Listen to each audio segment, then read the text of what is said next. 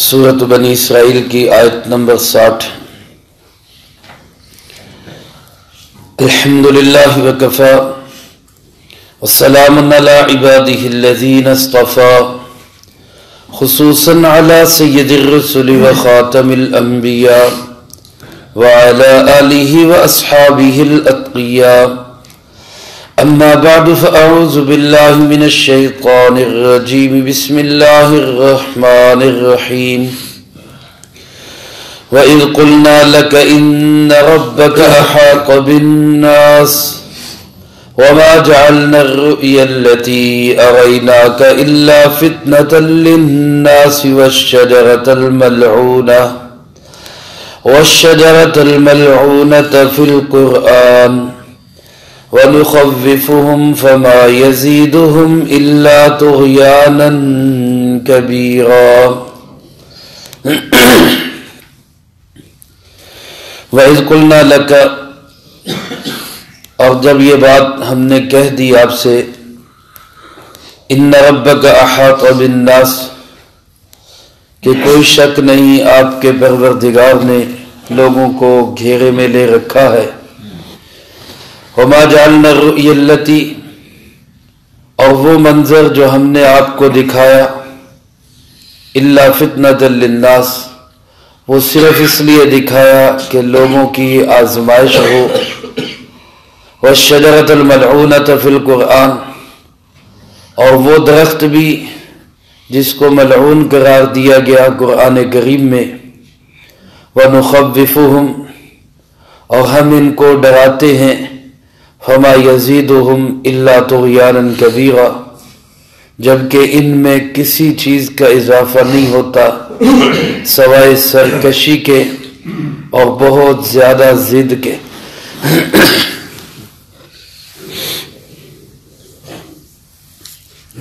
اس آیت مبارکہ کے پہلے حصے میں تو اللہ رب العزت نے جناب محمد کریم صلی اللہ علیہ وسلم کو تسلی دی ہے، اور دوسرے حصے میں دو چیزوں کے متعلق فرمایا کہ وہ فتنہ ہے، آزمائش ہے، امتحان ہے۔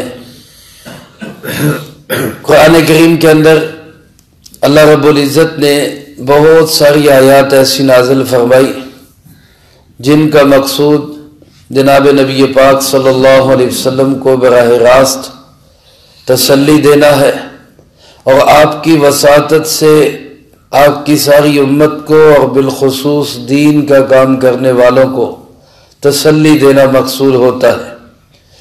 پچھلی آیات میں آپ حضرات سماعت فرما چکے، کفار مکہ کے بہت سارے فرمائشی اور بے تکے مطالبات تھے، جن کے جواب میں اللہ رب العزت نے فرمایا کہ ہمارے لیے تو مشکل نہیں، ہم یہ مطالبات پورے کر دیں گے، لیکن پھر تمہارا ککھ نہیں بچے گا، جب تم نہیں مانو گے تو برباد کر دیے جاؤ گے، اس لیے تمہاری شفقت اور تمہارے اوپر رحمت ہی پیش نظر ہے کہ تمہارے وہ فرمائشی مطالبے پورے نہیں کیے جا رہے۔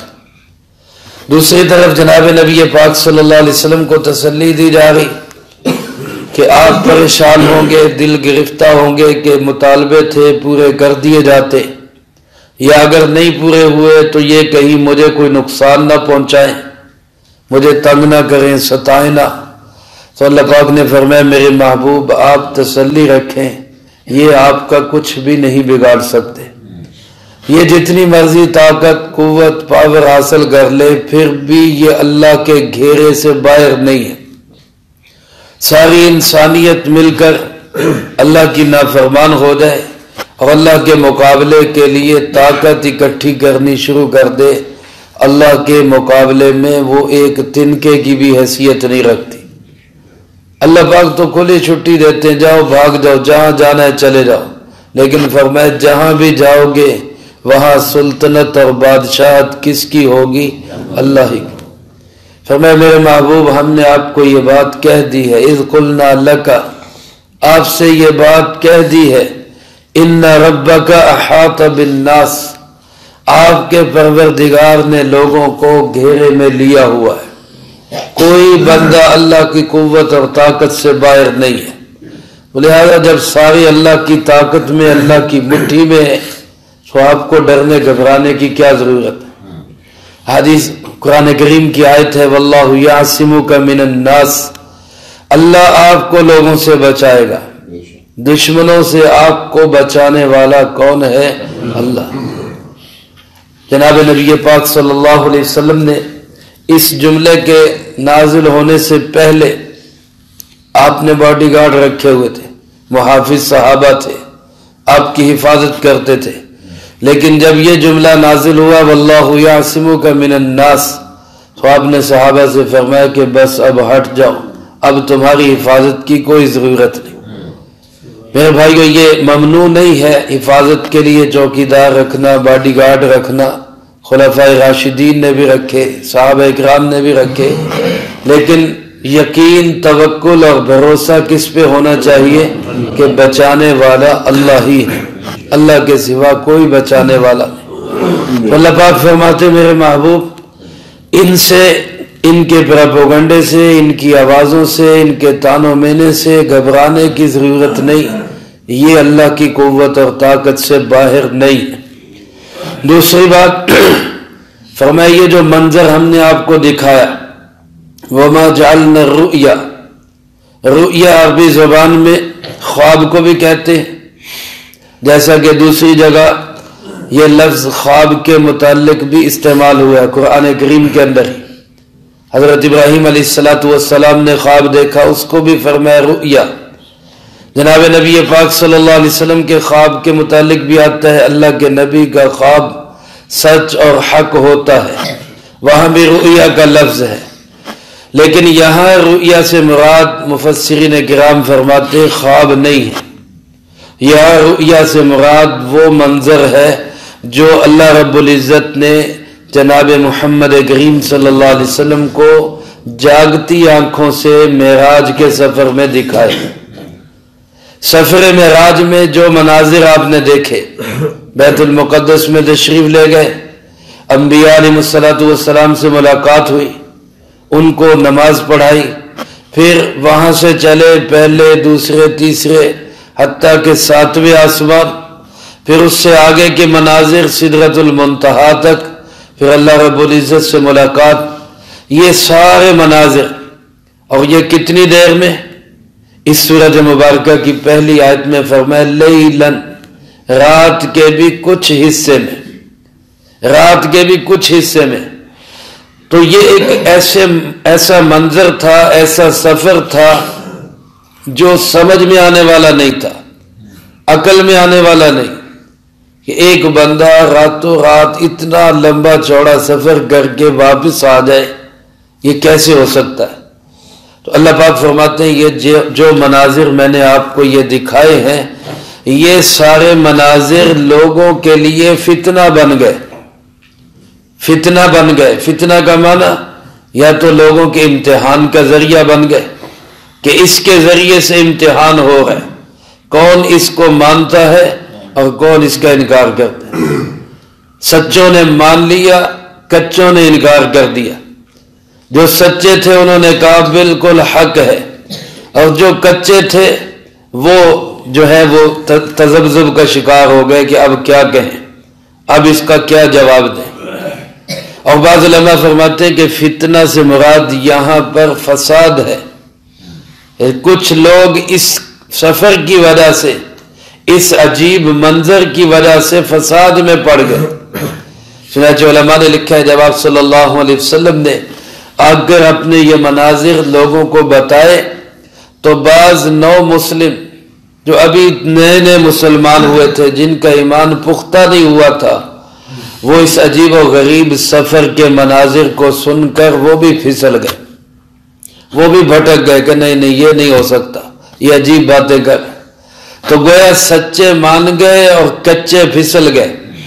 تو اللہ پاک فرماتے ہیں ہم نے اس منظر کو لوگوں کے لیے فتنہ یا آزمائش کا ذریعہ بنا دیا۔ آج بھی میرے دوستو بہت سارے لوگ ہیں جو سفر معراج کو محض ایک خواب کا سفر سمجھتے ہیں، یہ خواب ہے۔ آپ صلی اللہ علیہ وسلم خود جسم کے ساتھ نہیں گئے، صرف آپ نے خواب دیکھا، سر سید احمد خان ہے، غلام احمد پرویز ہے، اس قسم کے لوگ جو مغرب سے متاثر ہیں اور قرآن پاک کی تعلیمات کو ان کے لیے قابل قبول بنانے کے لیے قرآن پاک میں تبدیلی کر دیتے ہیں، حالانکہ قرآن کریم کے اندر تو کوئی بھی اتھارٹی تبدیلی کا اختیار نہیں رکھتی، یہ اللہ کا پاک کلام ہے۔ اور سوال یہ ہے کہ اگر یہ صرف خواب کا مسئلہ تھا تو خواب میں تو کوئی بھی انسان کہیں کا بھی سفر کر سکتا ہے، ایک لمحے کے لیے سوتا ہے، مدینہ منورہ پہنچ رہا ہوتا ہے، کوئی حج کر رہا ہوتا ہے، اپنے اپنے ذوق کے مطابق کوئی کہیں پھر رہا ہوتا ہے، کوئی کہیں پھر رہا ہوتا ہے، اور چند منٹ کے بعد آنکھ کھلتی ہے تو وہی بستر پہ ہوتا ہے۔ تو خواب کے اندر تو کوئی بھی انسان کہیں کا بھی سفر کر کے آ سکتا ہے۔ تو اگر صرف یہ خواب کا ہی مسئلہ تھا تو اہل مکہ بھی اس پہ اتنا اعتراض نہ کرتے کہ خواب میں تو کوئی بھی کہیں جا سکتا۔ تو لوگ جو اس پہ حیران ہو رہے تھے اور لوگ جو اس پہ نعوذ باللہ بعض پھسل رہے تھے، وہ اسی وجہ سے کہ یہ مسئلہ خواب کا نہیں تھا، یہ مسئلہ جناب محمد کریم صلی اللہ علیہ وسلم کے خود جانے کا تھا۔ اور اسی تصدیق پہ حضرت سیدنا ابوبکر صدیق رضی اللہ تعالیٰ عنہ ان دنوں کہیں سفر میں تھے تو سب اس بات کی تگ و دو میں تھے کہ صدیق آئے تو نبی اور صدیق کی یاری کو توڑا جائے۔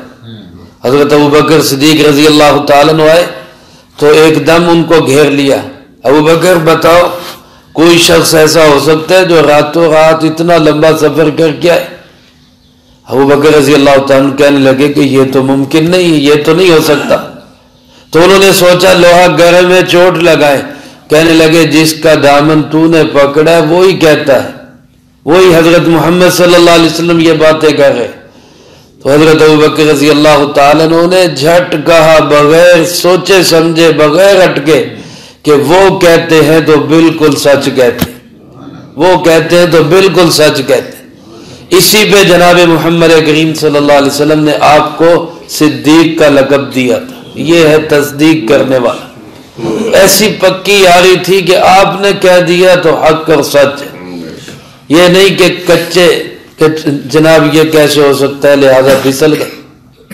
تو میرے بھائیو اگر یہ مسئلہ صرف خواب کا ہوتا تو نہ لوگوں کے لیے پھسلنے کا اس میں کوئی موقع تھا اور نہ اتنی سی بات پہ ابوبکر کو صدیق کا لقب دیا جاتا کہ خواب میں تو ہر کوئی آتا جاتا ہے۔ تو اس لیے اللہ پاک فرماتے ایک تو ہم نے اس منظر کو جو ہم نے آپ کو جاگتی آنکھوں سے دکھایا، ایک تو ہم نے اس کو لوگوں کی آزمائش کا ذریعہ بنا دیا، اور دوسرا وَالشَّجَرَةَ الْمَلْعُونَةَ فِي الْقُرْآنِ، وہ درخت جو قرآن میں ملعون قرار دیا گیا ہے۔ اس سے مراد سورہ صافات کے اندر اللہ پاک نے جہنمیوں کا ذکر کیا تو اس میں فرمایا جہنمیوں کو وہاں کھانے کے لیے کیا ملے گا، کھانے کے لیے وہاں کیا ملے گا؟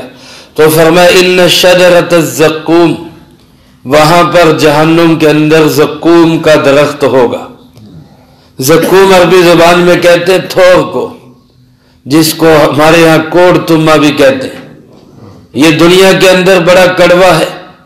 تو جب جہنم کا تھور ہوگا، جہنم کا کوڑ تما ہوگا، اس کی وہاں پہ کیا حیثیت ہوگی؟ اللہ فرماتے ہیں جہنمیوں کو وہاں پر یہ کھانے کے لیے دیا جائے گا۔ اللہ ہم سب کی حفاظت فرمائے۔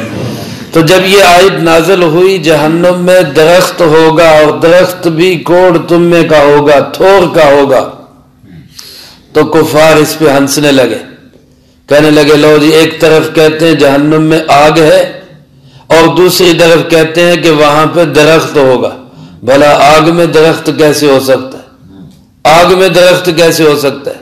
تو اللہ فرماتے ہیں ہم نے اس درخت کو بھی جو ملعون ہے، ملعون اس لیے کہ وہ لعنتیوں کی خوراک ہے، ملعون لوگوں کی خوراک ہے، فرمایا اس درخت کو بھی ہم نے آزمائش کا ذریعہ بنا دیا کہ کون مانتا ہے اور کون اس کا انکار کرتا ہے۔ جو سچے ہیں وہ کہتے ہیں اللہ آگ میں بھی درخت اگا سکتا ہے، اور جو کچے ہیں وہ پھسل جاتے ہیں کہ آگ میں درخت کیسے ہو سکتا ہے۔ میرے بھائیو یہ دنیا میں بھی اللہ پاک دکھاتا ہے، دنیا کے اندر بھی ایسی بہت ساری چیزیں ہیں۔ علماء نے لکھا ہے ترکی کے بعض علاقوں کے اندر ایک پرندہ ہے جس کا نام سمندل ہے، سمندل آخر میں لام ہے، یہ پرندہ ہے، اور اس پرندے کو آگ میں پھینکے تو یہ ایسے خوش ہوتا ہے جیسے مچھلی پانی میں جا کے خوش ہو جاتی۔ اللہ کی شان ہے، وہ آگ کے اندر خوشی محسوس کرتا ہے، آگ اس کو کوئی نقصان نہیں دیتی۔ اسی طرح یہ شتر مرغ جو ہے، اس کے صفات میں لکھا ہے، خصوصیات میں، کہ یہ جلتے ہوئے کوئلے کو بھی منہ میں ڈال لیتا ہے، گرم لوہا تپ رہا ہو، گولا سا بنا ہو، اس لوہے کے انگارے کو بھی یہ کھا جاتا ہے اور کوئی اس پہ منفی اثر نہیں ہوتا، کوئی مضر اثر نہیں ہوتا۔ یہ اللہ کی شان ہے، وہ جو چاہے کر دے۔ اسی طرح علماء نے لکھا ہے بنگلہ دیش کے بعض علاقوں کے اندر ایسا درخت ہے جیسے چکماک کے پتھر کو آپس میں رگڑے تو آگ نکلتی ہے، اس درخت کی ٹہنیوں کو آپس میں ٹکرائیں تو اس سے بھی آگ نکلتی۔ تو جب دنیا میں اللہ درخت کی ٹہنیوں میں آگ رکھ سکتا ہے تو وہ جہنم میں درخت کیوں نہیں اگا سکتا؟ اس اللہ کو پوری قدرت ہے، لیکن یہ لوگ اسی پہ آ کے اٹک گئے کہ لو جی آگ میں درخت کیسے ہو سکتا۔ اور پھر بعض تو ایسے مذاق اڑانے لگے، ابو جہل اینڈ کمپنی، وہ کہتے کہ ہمارے ہاں تو زقوم جو ہے یہ مکھن اور کھجور، جب کھجور میں مکھن ڈالا گیا ہو اس کو کہتے ہیں زقوم، اور پھر اس کو بنا بنا کے کھاتے اور مذاق اڑاتے کہ لو جی یہ محمد صلی اللہ علیہ وسلم یہ کہتا ہے کہ ان کو وہاں زقوم ملے گا تو ہمارے تو مزے ہوں گے، وہاں کھجور کھائیں گے، مکھن کھائیں گے، ہمارے تو مزے ہوں گے۔ تو اللہ پاک فرماتے ہیں یہ جو میری آیات کا اور میرے قرآن کا اور آپ کا مذاق اڑا رہے ہیں، یہی ان کے لیے آزمائش بن گئی، یہی ان کے امتحان کا ذریعہ بن گیا۔ فرمایا اس کی وجہ سے یہ لوگ پھنسیں گے۔ وَنُخَوِّفُهُمْ، اللہ فرماتے ہیں ہم ان کو خوف دلاتے ہیں، ہم ان کو ڈراتے ہیں کہ باز آ جاؤ، تم بھٹک رہے ہو، راستہ بھول رہے ہو، تم بہت دور جا رہے ہو گمراہی میں، ہم ان کو ڈراوے دیتے ہیں، لیکن فما یزیدہم الا طغیانا کبیرا، یہ ایسے ضدی اور بدبخت ہے کہ ان میں کسی چیز کا اضافہ نہیں ہوتا سوائے سرکشی اور ضد کے، اور کچھ بھی نہیں بڑھتا، ان کو ذرا سا بھی خوف اور احساس نہیں ہوتا، یہ اور زیادہ ضد کے اندر پکے ہو جاتے ہیں۔ تو میرے محترم دوستو، قرآن کریم صحیح اور سچی اور حق بات کرتا ہے، چاہے اس کو کوئی مانے چاہے اس کا کوئی انکار کرے۔ یہی قرآن کریم کی ہمیں تعلیم ہے کہ جو حق اور سچ ہے اس کو سامنے رکھو، چاہے وہ کوئی تسلیم کرتا ہے چاہے کوئی اس کا انکار کر دیتا ہے۔ اللہ رب العزت نے وہ سب کچھ اس میں بیان فرمایا۔ اللہ مجھے آپ کو سب کو قرآن کی صحیح سمجھ نصیب فرمائے، قرآن و سنت کو زندگی میں لا کے دوسروں تک پہنچانے کی توفیق عطا فرمائے۔ اللهم لك الحمد كما ينبغي لجلال وجهك وعظيم سلطانك، اللهم لا أحصي ثناء عليك أنت كما أثنيت على نفسك، اللهم لك الحمد كما أنت أهله، صل على محمد كما أنت أهله، وافعل بنا ما أنت أهله، فإنك أهل التقوى وأهل المغفرة. اللهم ربنا ظلمنا أنفسنا وإن لم تغفر لنا وترحمنا لنكونن من الخاسرين. اللهم أحسن عاقبتنا في الأمور كلها وأجرنا من خزي الدنيا وعذاب الآخرة. اللهم استر عوراتنا وآمن روعاتنا. اللهم إنا نجعلك في نحورهم ونعوذ بك من شرورهم. اللهم استر عوراتنا وآمن روعاتنا. اللهم اكفنا بحلالك عن حرامك وأغننا بفضلك عمن سواك. اللهم اكفنا كل مهم من حيث شئت ومن أين شئت. اللهم ربنا هب لنا من أزواجنا وذرياتنا قرة أعين واجعلنا للمتقين إماما. رب ارحمهما كما ربياني صغيرا. ربنا تقبل منا إنك أنت السميع العليم وتب علينا إنك أنت التواب الرحيم. صلى الله للنبي الكريم وعلى آله وأصحابه أجمعين برحمتك يا أرحم